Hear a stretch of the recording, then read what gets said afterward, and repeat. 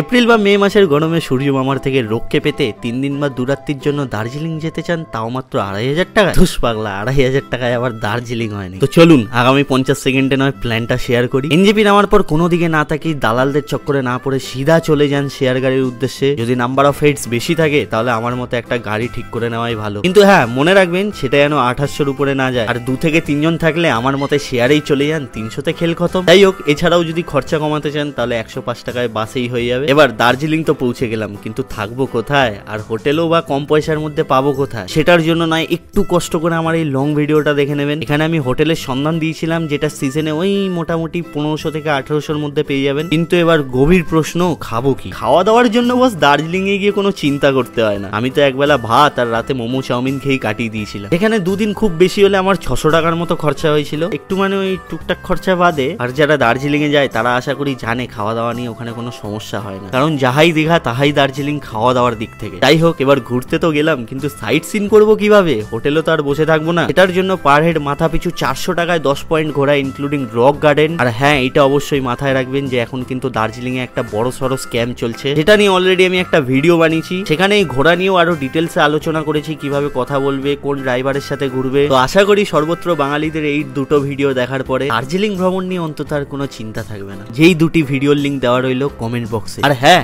দাঁড়াও, শুধু ভিডিও দেখলেই হবে, একটা লাইক আর একটা সাবস্ক্রাইব অবশ্যই করে নিও, যাতে তোমাদেরকে আগামী দিনে আরো এরকম ট্রাভেল ব্লগ উপহার দিতে পারি।